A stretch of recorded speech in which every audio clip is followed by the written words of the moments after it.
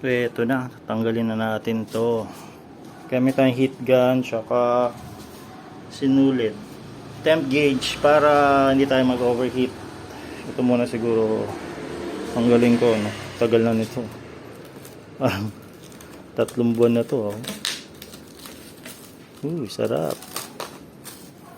Ito kinabit ko lang yung temporary, yung mga bukas ko gagamitin kasi sa GPS. Gusto ko lang ma-check kung gaano kalayo yung GPS. Bad, oh. Boy ko bad, kitang kita. Nalin na natin to. Ito madali eh. Mahirap yung emblem eh. Yan. Linis na. Dumi, oh. Ito mahirap eh. Dito ko gagamitin sinulid. Tanggalin na rin natin to. Ayan. May ano na, putik-putik. Sarap. Ito pa isa. Dito nawala eh. Alam ko meron yun. Nawala eh. Sino yung tanggal? Sarap. Ito unahin ko yung pinakamahirap. Heat gun ko muna. Heat gun natin. So, ang current temperature niya nasa, hindi ako nagkakamali, 32 yan. 32, 35. 37, no? So, init ngayon eh. Alam mo ng pawis ko. So, painitin natin to ng 42, 45, or 40. Try natin, ha? Yan, kanina 37, no? Ito, number 4 muna. Number 4.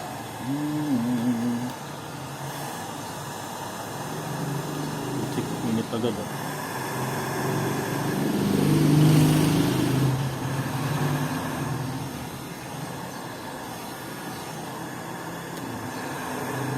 Check na natin.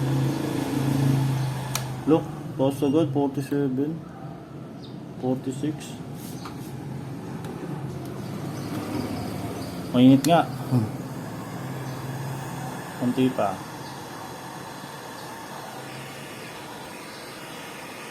Mainit nga. Pero hindi naman sobrang init na hindi mo na mahawakan.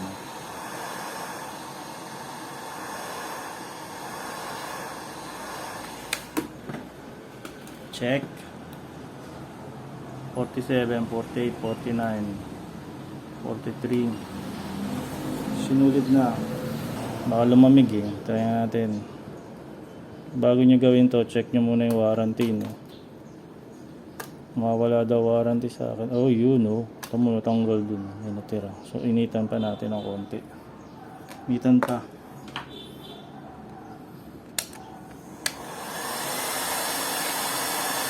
Number 4 pa din. Pero, number 4 yung init. Number 2 yung fan.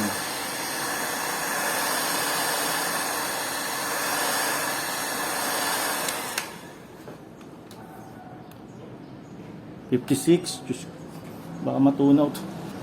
Matunaw yan. Oo. Mga 55 mga boss. Okay. Naiwan pa yung letter E. Ito. Kamay na lang. Ayun, oh. Ayos na heat gun, ah. So check natin temperature ulit. 49, bumaba na. Mainit ba? Medyo. Pero mahawakan pa rin. Yan ang natira sa kanya. So palamigin natin yan. Medyo mainit nga. Mainit. Pero nahawakan ko. Siguro advice ko lang, no, below 60, parang 55 to maximum kanina. Baka naman bumula yung kaha nyo dyan. Ito kaya try natin to ng walang heat gun. Ito. Kutkutin lang natin to. Tingnan natin kung uubra. Baka may tai-taing maiwan. Medyo madikit, no? Medyo madikit, oh. Try ko yung heat gun, ha. Heat gun. Kaya bago natin heat gun, temp check. 38. Isa pa. 37. Ano natin, number 3 lang, baka maluso. Number 2.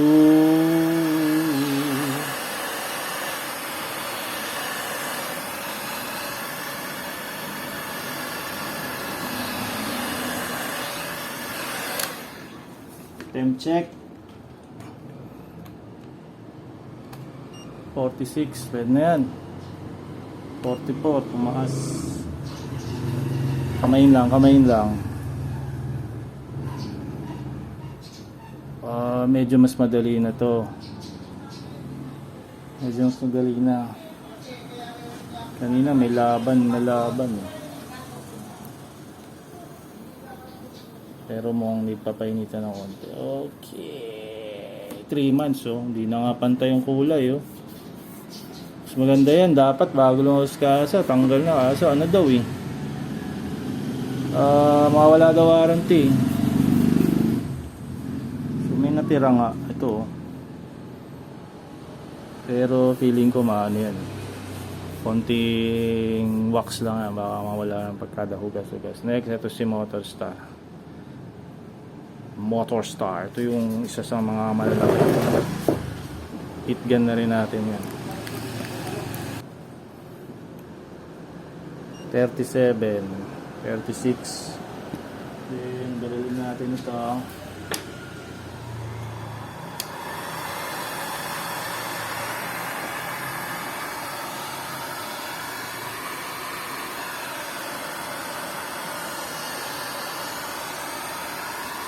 Barel.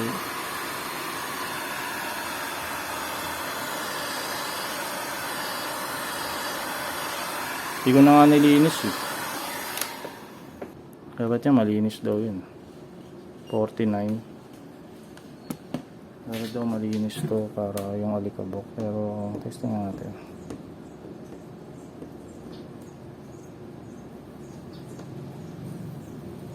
Yun. Tanggal siya.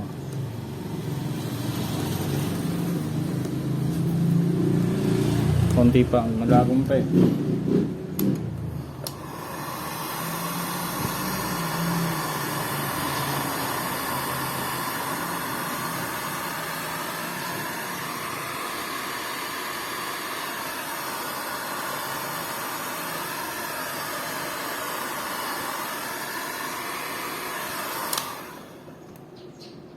$64 lang ako napasoba. 64. Ooh. 64. Chika 64. Bakit madikit ka pa rin? Naku, patay. Ano yun? May sumamang itim. Ano yun? Hindi. Wala ko may sumamang black. Hindi pala. May naiwan na ano. Ito, ang dikit nito. Grabe. Ano? Init ng ano. Plastic. Pero may naiwan siya dun. Tingin ko tanggal yan sa alcohol. Or wax. Yan, tanggal na. Then ito, try natin to ng walang heat gun. Natin. Kut-kut lang. Madikit eh. Iba tayo pag may heat gun, madali eh.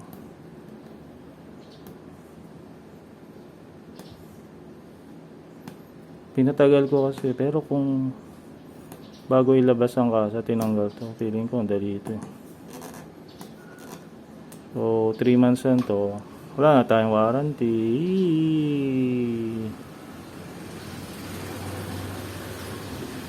Palitan na naman yung mags eh. Tanggal na. Then, itong sport. Kamay na lang natin to. Tikit ah. Ang kailangan heat gun to. Ang dikit eh. Hindi yan. Okay na. Ang dikit. Tibay to. Ang dikit din to. Ang dikit. Ito pinakamadikit ah. Kaya matanggal eh. Heat gunin natin to. Barilin natin to.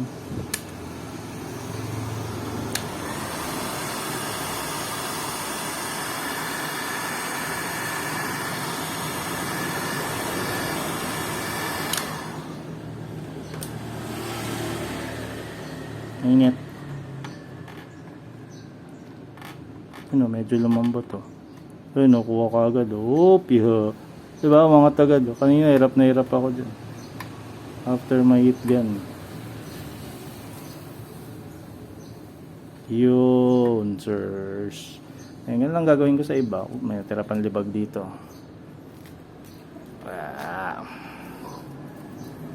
Eto, side, walang sticker. Diba linis? O, linis. O lang. Alcohol lang natin yan, no wax. Hindi ko naman yung lalagyan ng Yamaha. Hindi naman tayo. Lalagyan ko Yamaha. Bilala ko Yamaha, diba? NMAX. Ayan, dungis eh. Pag may ganito, lalo na ito, laki oh. Kaya may dami nagagalit sa motor style na may ganito eh. Tatanggalin niya, lalagyan ng Yamaha or ng ibang brand. Diba? Tapos sasali sila doon. May inis nga naman sa yun. Ito, 3 months pa ako tinanggal. Ba't ko tatanggalin? Gusto ko lang malinis tulad ng XRM ko. Honda yun ah. Honda yung tatak nun, pinagtatanggal ko. Try kaya natin to ng walang heat gun. Sige nga, try ko to. Wait lang ah. Walang heat gun. Sinulid lang. Try natin. Oop, kaya naman pala. Pero mas madali pag may heat gun. Mas malambot eh. Puta mo, naiwan na naman.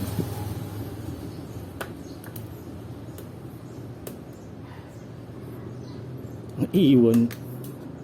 Ay, putol. Sinulid ko. Naputol pa. Sobrang dikit. Mas madali nga pag may heat gun. Nararamdaman ko yung niya laban. Pag walang heat gun dito. Pero kaya naman yan. Papawisan lang kayo. Okay, ito naman. Iyan o. Alright, tanggal no. Kailangan yan, tapon na yan. Ito, kutkutin na lang natin yan. Suabe. So ayun lang, hindi ko napakita to, no? Kasi ganun din ang procedure eh. Mas maganda kung hit ganin natin to. Mas mabilis. Ayan o, tigas. O sige, try na rin natin to ng walang heat gun para may comparison. Walang heat gun. Ang tagal kutkutin. Puro, yung kuko kasi pudpud eh. Pero kung matalas kuko nyo.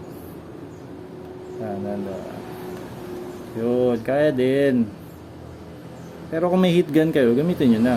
Huwag nyo lang sa sobrang painitan. No? Malusaw yun. So yun lang mga boss. Upload ko pa iba. Ay, init. Grabe init ngayon. Tingnan nga pawis ko. Tanggal naman. So wala na daw tayong warranty niyan. Siguro connected to sa ECU yan, sticker natin. No?